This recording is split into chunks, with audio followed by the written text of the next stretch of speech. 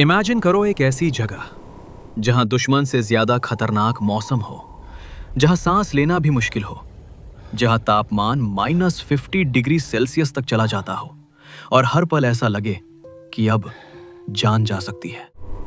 अब सोचो, अगर ऐसी जगह को जीतने का मिशन दिया जाए, क्या कोई इसे कर सकता है? लेकिन 1984 में ऑपरेशन मेघदूत के दौरान इंडिया ने यह कर दिखाया। एक ऐसा मिशन जिसे आज भी दुनिया का सबसे खतरनाक और डेयरिंग ऑपरेशन माना जाता है।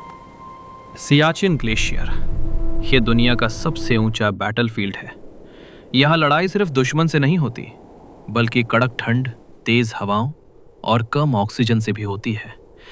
यहां जीना ही एक चैलेंज है, लेकिन फिर भी इंडिया और पाकिस्तान दोनों इस जगह पर कब्जा करना चाहते थे, क्योंकि ये सिर्फ बर्फ नहीं, बल्कि एक बहुत इंपॉर्टेंट जगह है। और यहीं से शुरू होती है ऑपरेशन मेघदूत की कहानी। 1947 में जब इंडिया और पाकिस्तान अलग हुए, तब सियाचिन ग्लेशियर का इलाका साफ साफ तय नहीं किया गया। मैप में बस इतना लिखा गया कि आगे ग्लेशियर की तरफ, और यहीं से कंफ्यूजन शुरू हुआ। बाद में 1970s-80s में पाकिस्तान ने इस इलाके पर अपना हक जताने के लिए फॉरेन टीम्स को यहां आने की परमिशन देना शुरू कर दिया। ये एक तरह से दुनिया को दिखाने की कोशिश थी कि ये इलाका उनका है। लेकिन इंडिया ने ये सब नोटिस किया और खबर मिली कि पाकिस्तान जल्दी ही यहाँ कब्जा करने की तैयारी कर रहा है।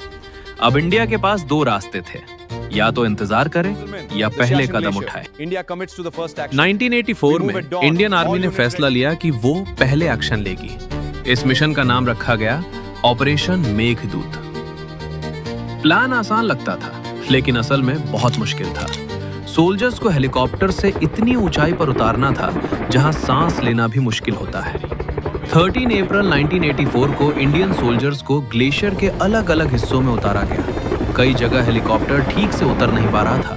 सोल्जर्स को खुद जंप करके डेंजरस जगहों पर उतरना पड़ा। ठंडी हवाएं, बर्फीले तूफान और कम ऑक्सीजन के बीच इंडियन आर्मी ने धीरे धीरे ऊंची पहाड़ियों पर कब्जा कर लिया। और इससे पहले कि पाकिस्तान कुछ कर पाता, इंडिया पहले ही मजबूत जगहों पर पहुंच चुका था। यही इस मिशन की सबसे बड़ी जीत थी। लेकिन असली डर दुश्मन नहीं था। सबसे बड़ा दुश्मन था ये ग्लेशियर खुद।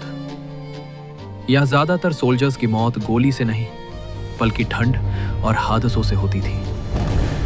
कई बार पूरा कैंप बर्फ के नीचे दब जाता था। कई सोल्जर्स को फ्रॉस्ट बाइट हो जाता था, मतलब उनके शरीर के हिस्से जम जाते थे। इमेजिन करो, इतनी ठंड की पानी भी तुरंत बर्फ बन जाए।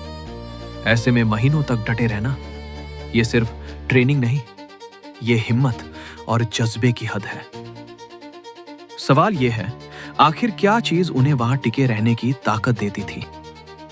कुछ लोग कहते हैं कि ऑपरेशन मेघदूत की सफलता का कारण सही समय पर लिया गया फैसला था। इंडिया को पाकिस्तान की प्लानिंग की खबर पहले मिल गई, इसलिए वो पहले पहुंच गया। कुछ एक्सपर्ट्स मानते हैं कि यह बहुत बड़ा रिस्क था। अगर टाइमिंग थोड़ी भी गलत होती तो मिशन फेल हो सकता था।